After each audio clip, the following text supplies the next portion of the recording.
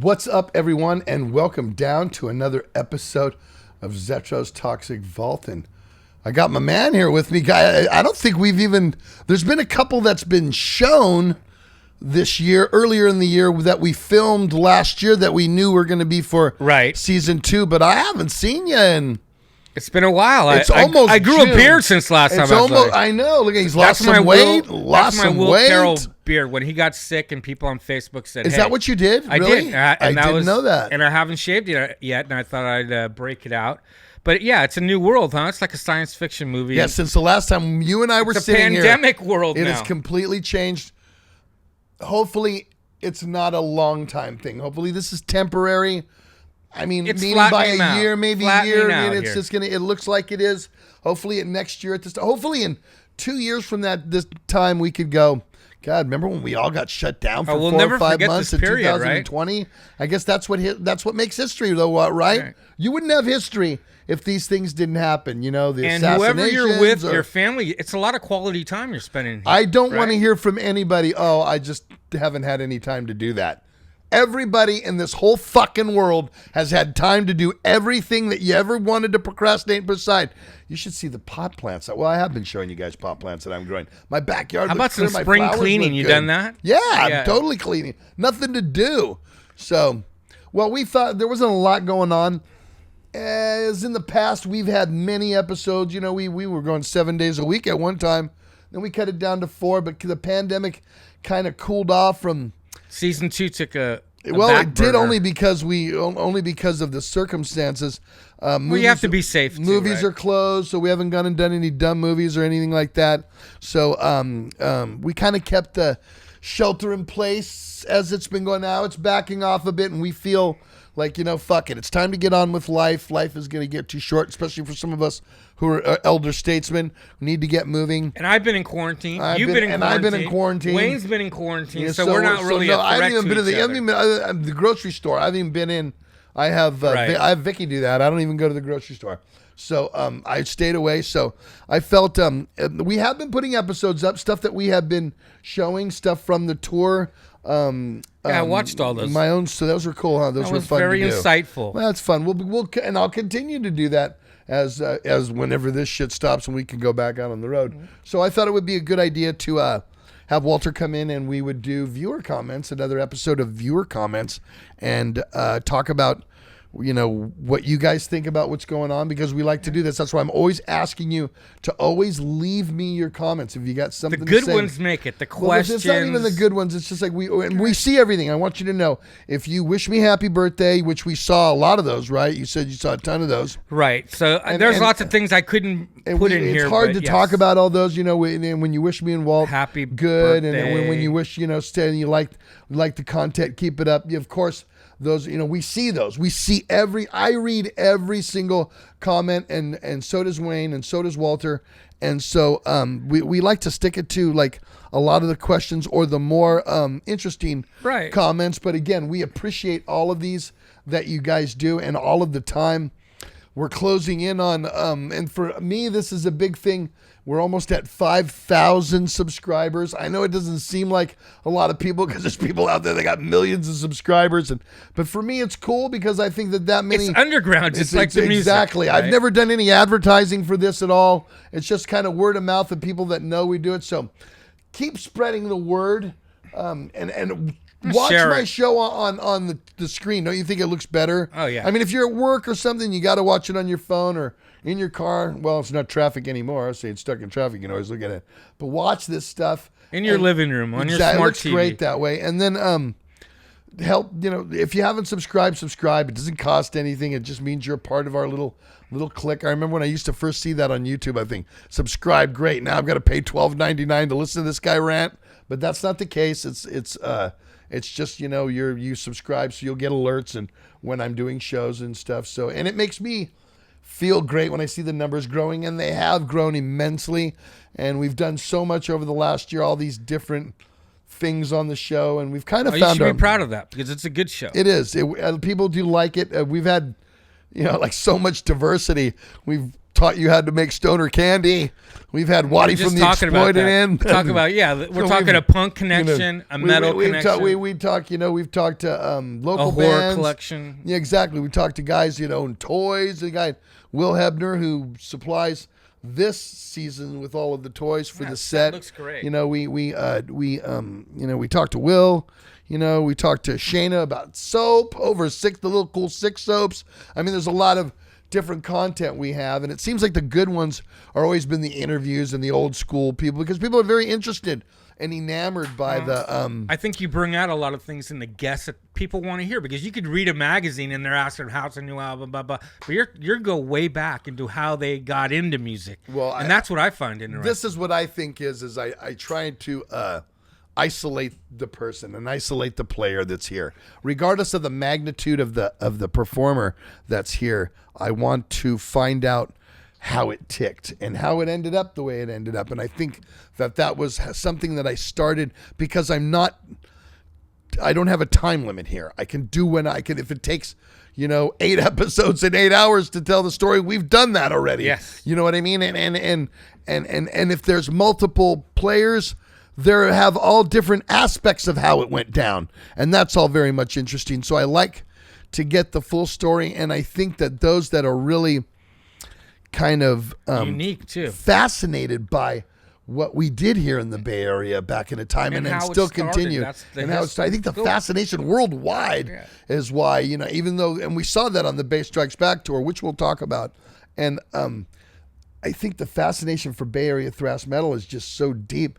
People really want to know, and those that are aware and were elder statesmen like Walter and myself are, they identify with that because they were there, so they know, or they were around at that time. They might have grown up in England, but they were 22 and 86 like I was, and they knew what was going on, There was no social media. It was magazines. Right. It was magazines and tape albums. tradings and albums and bootlegs and what you can do. So we wanted to take today's episodes and do viewer comments and just talk about some of this. Pick up the comments from this pandemic world of season 2, where it started, where you started putting out content again. And I'll mention a couple things, because I can't read all the comments that were made, but many viewers sent in their get well wishes and prayers and thoughts for the band and crew members that were infected and recovering, and everyone mentioned Will Carroll numerous times, who got the worst reaction from the COVID-19. So I couldn't put in all these comments because we were flooded with those, and of course, which again, let me speak about that. I know there's people out there. There may be some of you all over the world that go, I don't know anybody who even remotely got this, and I don't know even anybody who knows somebody who got it, and it's kind of strange, but that I was a part of something where multiple people, but in the infancy of this disease in the United States, right? That's the key. That was weird, and they were affected by it, and it seems like a lot of people think that it isn't what it was.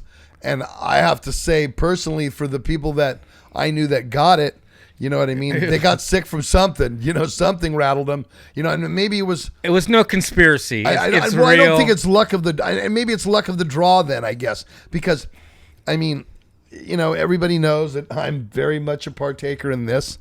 And the night before we left, 5 hours before we got on the plane in Dusseldorf, because that's where Death Angel and I, we keep our gear, keep our gear in Dusseldorf, Germany. We don't carry it with us. We have stuff over there and stuff here because we're over there so much.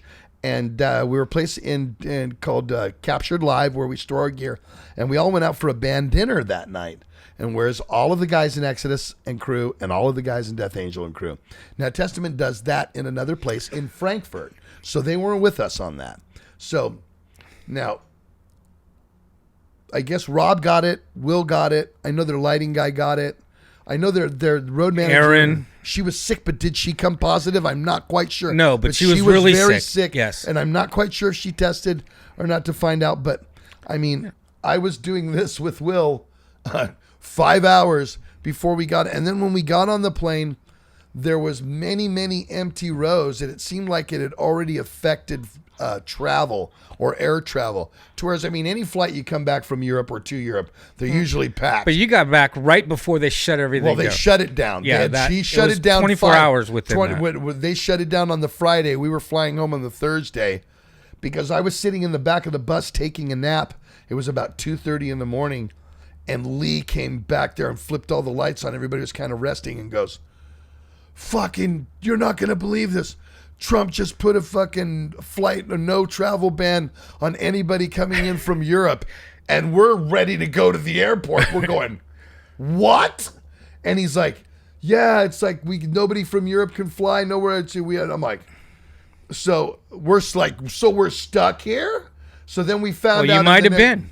Well, we found out in Yes. the next hour that it explained that wasn't going into effect until Friday at midnight, and we were well before that, and it really didn't affect U.S. travelers. If you were an American, you could come home, but we didn't know that at that time, so our focus was get on that fucking plane and get out of here. So we were all in the airplane together. We were all in the airport together, and so I can't say where. Well, you weren't social distancing, and that's and the we key. weren't, and I mean That was the key. on the plane. I was walking back to go to the bathroom, and Will was sitting at the outside seat by the bathroom, and he pulled his headphones off and he goes, "Hey Zet, have you seen Doctor Strange?" And I said, "Yes, I have." And I said, "That's the continuation of The Shining." Doctor Sleep. Doctor Sleep. I'm Right, sorry, no Doctor problem. Sleep. Doctor Sleep. Yeah, some of this in the morning. Woo, good stuff too. Doctor Sleep. I'm sorry.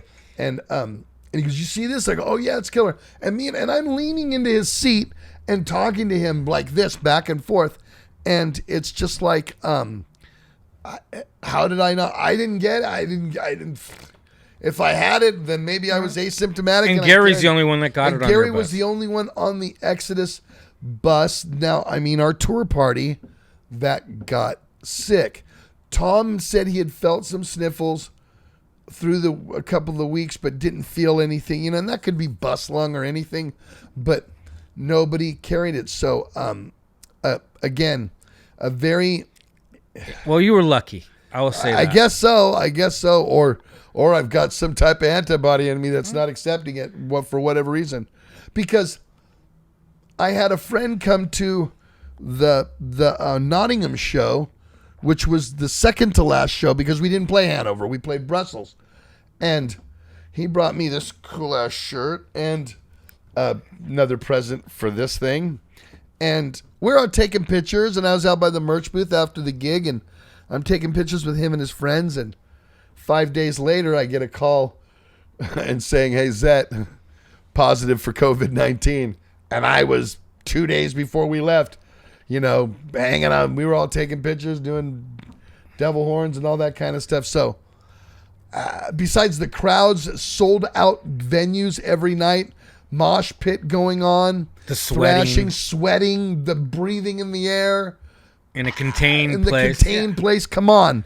It was a festering disease waiting to happen. Everybody walked into the bathroom. You're touching there. Everybody goes on the bathroom. Everybody goes into the shower for whatever. You know what I mean? It's not, Well, so. I think that the people that did get infected and came back, and once the story broke, it was a new disease and a new thing. It's still and very it was, new, but it seems like we're so much more educated now, even it's only and 2 it put a months real down the face road. to people that can say, "Hey, Steve was there. Chuck Billy had the disease and the virus," and Well, that's Will what Carroll put a almost face to died it. from the disease. Right. And we saw that firsthand.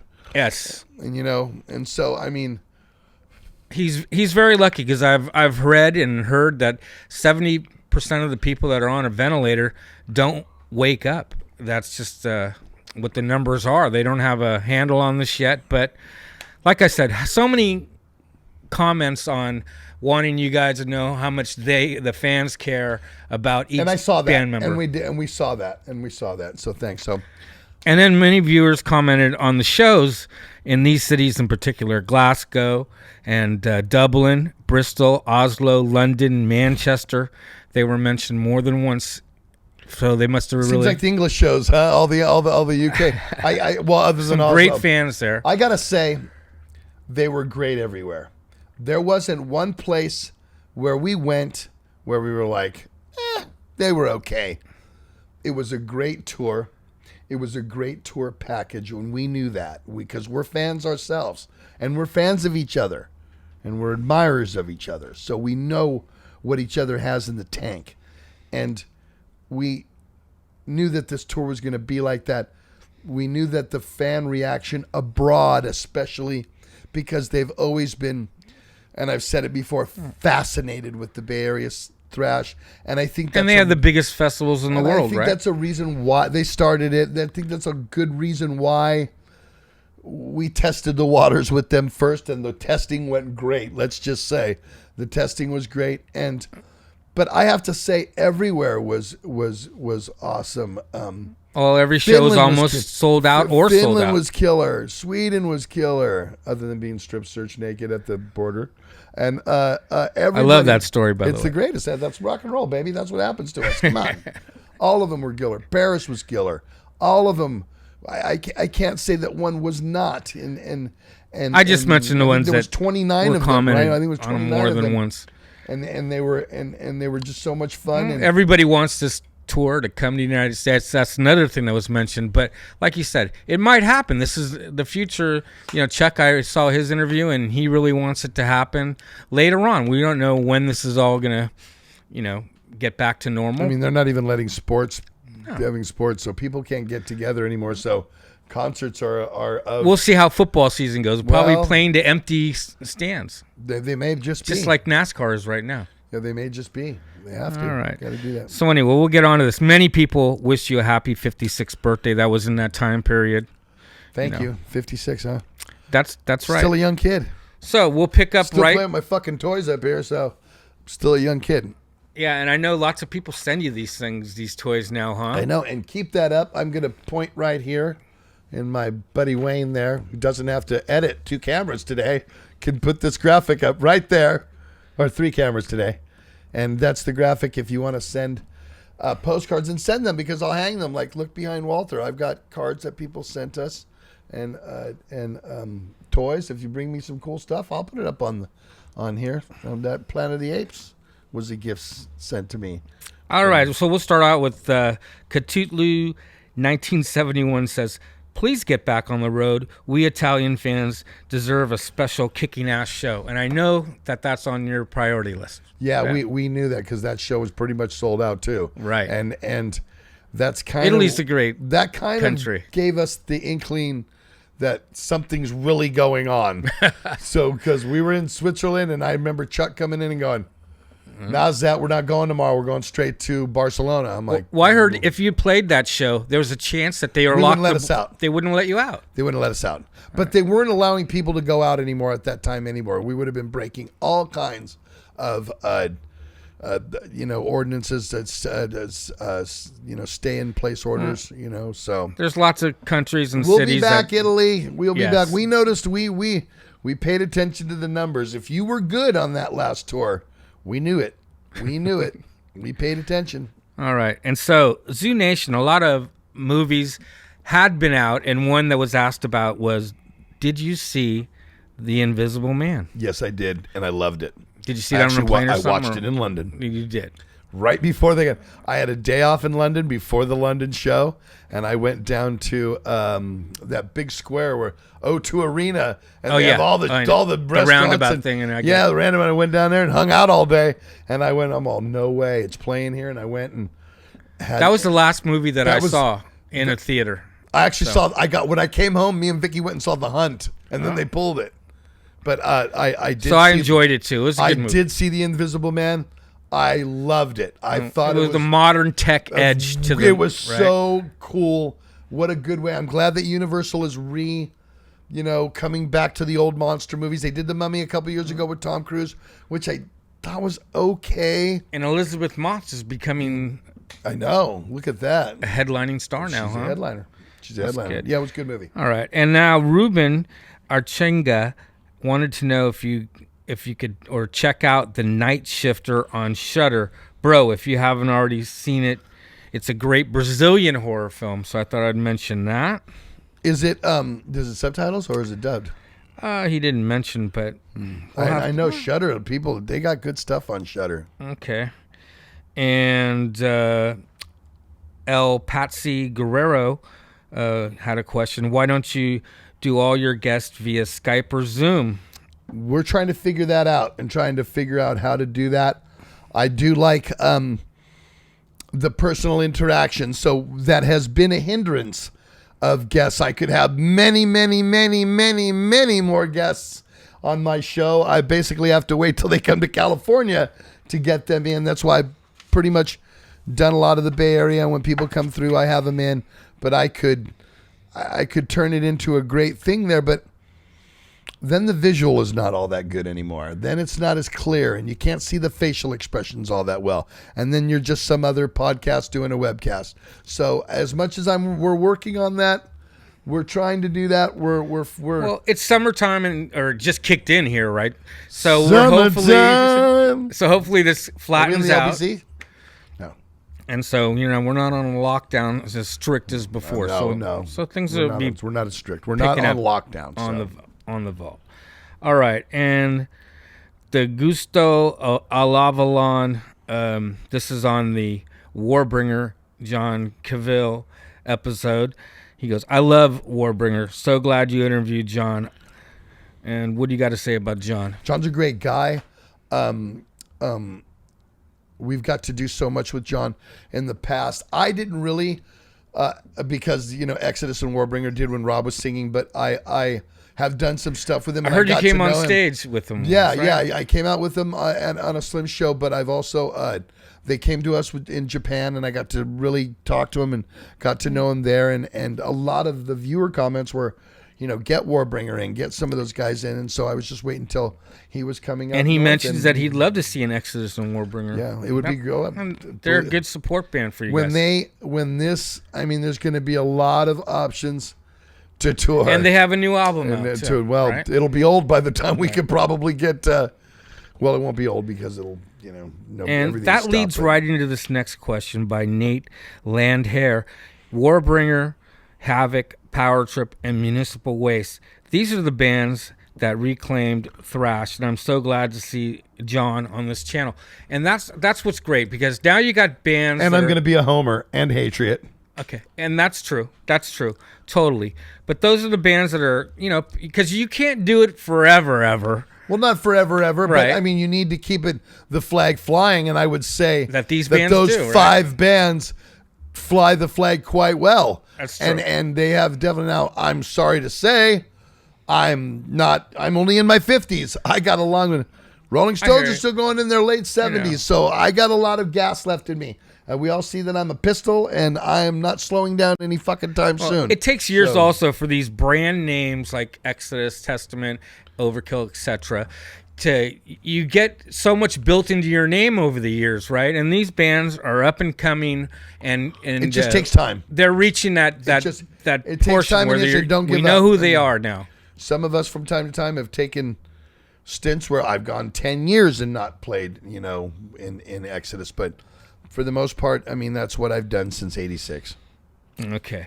And now, Mike Rudavina, who we know very well. We know Mike. Glad you're back and safe. It's the future. With the movie theaters closed, I sense a shitload of Netflix and LOL.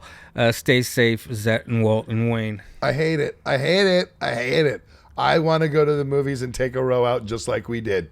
I know. I'm sorry. I am like chomping at the bit right now. I was telling Vicky this morning, I'll probably go to the movies every day that it opens till I've seen everything that comes out when it first comes around. I love the experience. I love the smell. I love the lights. I love everything about it. And it's like, it's part of what I do. And it's completely. Plus, you go when the movie theater's open and there's hardly anybody there, and you sit in the back. I sit in the back, and exactly, I'm the safest moviegoer in the world. You know what I mean? So, and that's my thing. I go 10:30. I went and saw Once Upon a Time in Hollywood last year when it was released. I saw the 8:30 a.m. showing. Yes, I had popcorn. You're damn right I did. 8:30 a.m. showing. I don't care. I like to go to the movies. early when nobody is there, and I knew there was, I think, one other person to the left of me in this huge auditorium to see the opening of Quentin Tarantino's movie, and I'm the only one in there. I think I showed a video when I went and saw Star Wars. I was the only person in there, and it was like the next day. But the first. That's the time I really like to go. The first showing was at 8:10 in the morning, and I was there. I know you, and you're a morning person too, and that matters, right? Yes, it does. Because you're asleep by 10 o'clock when 11, when people go to the movies, like when we were young. Oh, you go to the late show. Now it's 10, 11. I'm done. All right.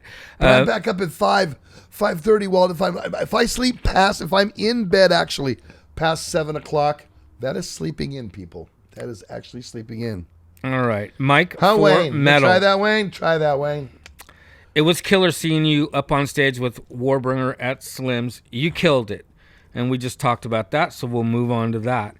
Thank you for that. All right. And then something I noticed is the biggest episode before the Chuck Billy episode that just aired is, if you didn't know, is the COVID-19 update. It was the biggest of the season so far, and I thought I'd mention that.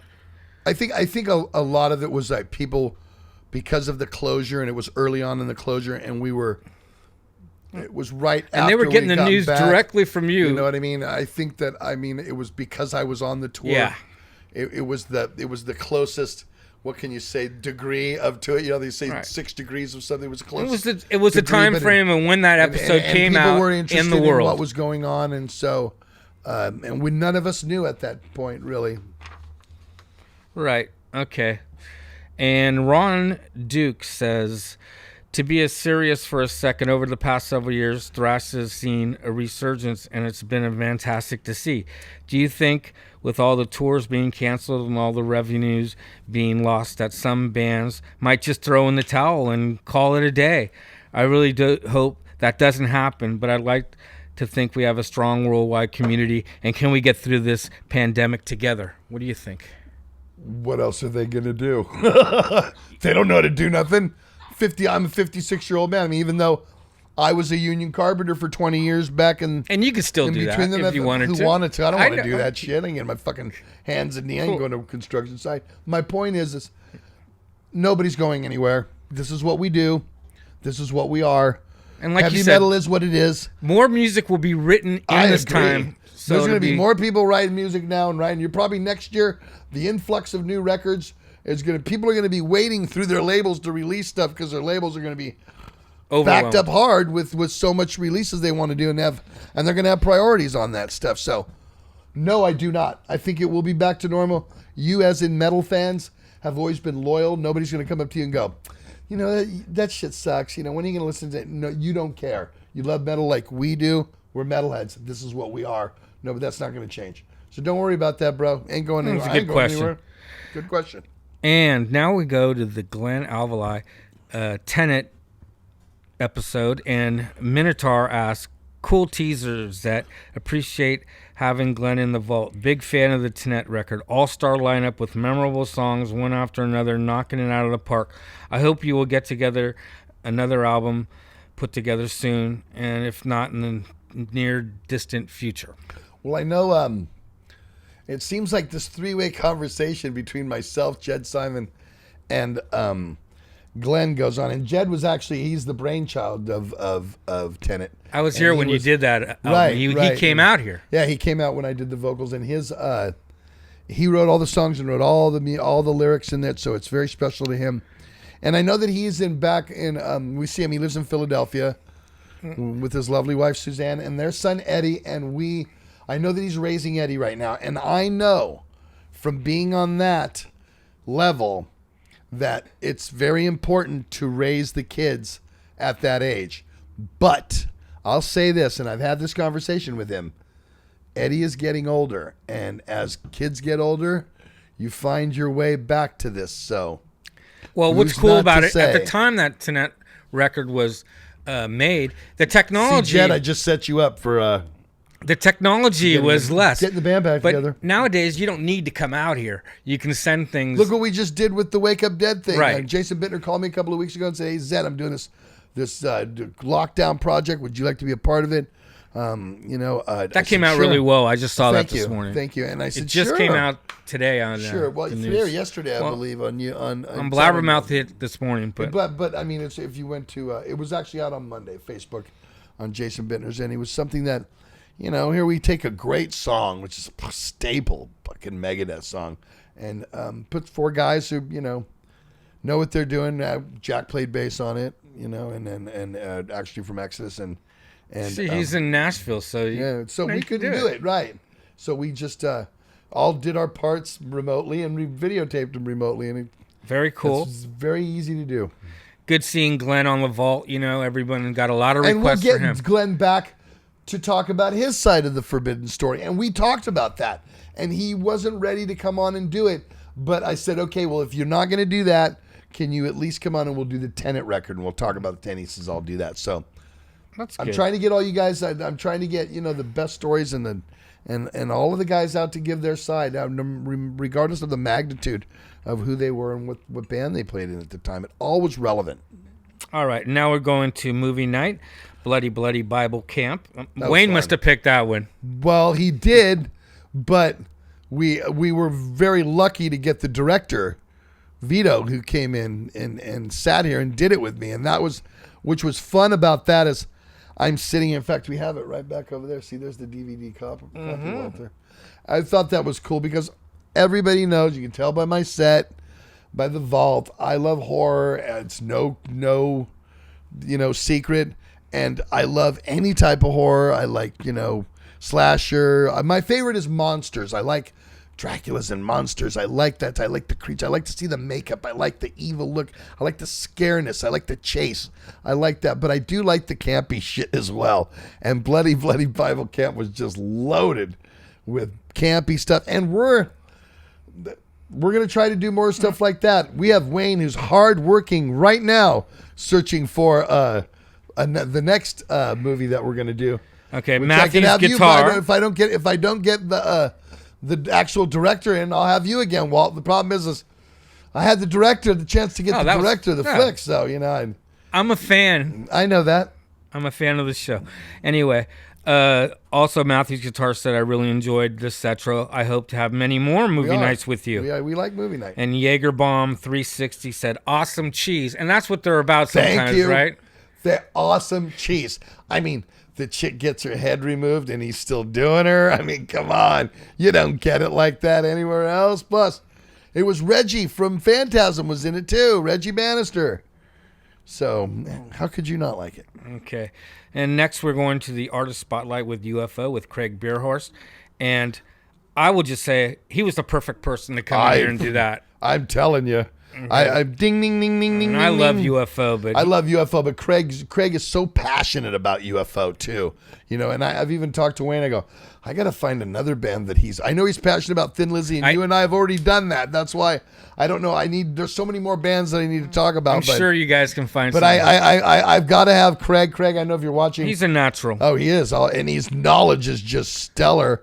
You know what I mean? That guy knows. If anybody, go back and watch the Craig. His first interview with you, and it really just tells you how it was back in the day. I think that's one of my favorite interviews to watch. Yeah, Craig's a good guy, and I will have Craig back in here to digest another one of our heroes. All right, Bobby Simpson, UFO Strangers of the Night, 1979. He was 15 at the time. So was one of the most played albums at parties in Pleasanton and Dublin in the 80s. Great live album. I know you wanted to say something about that, huh? Oh, yeah. I mean, if we heard that record go on, I have to be honest with you. I basically learned who UFO was by that album. I'd never heard they were English. You know what I mean? I wasn't as exposed to that necessarily underground type hard rock. They were not on the radio at that time. You know what I mean? So me having lived with Chuck for a long period of time, that's one of his favorite bands too. So it's a doubling kind of thing. But that's how you grew up, right? Once I got that, I listened to everything, and that's how I fell in love with Michael Schenker. And so that's when I knew who Michael Schenker group, and people were like, "Yeah, who's Michael Schenker?" And I seen him. I think it was in 79 or 80. Or 81. Built to Destroy, or no, the very first one. They opened for Cheap Trick at the Kaiser. It was for the very first record. Okay, and a good point here. Metal Dam 78 said, "Love the Chapman era as well. I think Long Gone is pretty damn close to my Fuck favorite yeah. UFO song. Do you think Chapman era is overlooked?" No, oh God, very Isn't- much so. I was listening to, okay, so I'm reading Instagram and I see a post by John Tempesta a couple of weeks ago, and he goes, and it's him showing his record player, turntable, yeah. his record player, I see that. and I see No Place to Run on there, and I'm like, I love that damn. album. That record was I listened to it for 3 weeks straight after that, and amazing. I got the song in my head right now. Did you see them on UFO Day on the Green? Oh yeah, with that Journey. was with Chapman. That was with Thin Lizzy, the Rockets, Thin Lizzy, yeah, we saw- Nazareth. So UFO, yeah, that was a that good was one. great. That was great. That was when they had the clowns on the stage. You remember, I was 15. Yeah, Journey was on tour for Infinity. I went to that.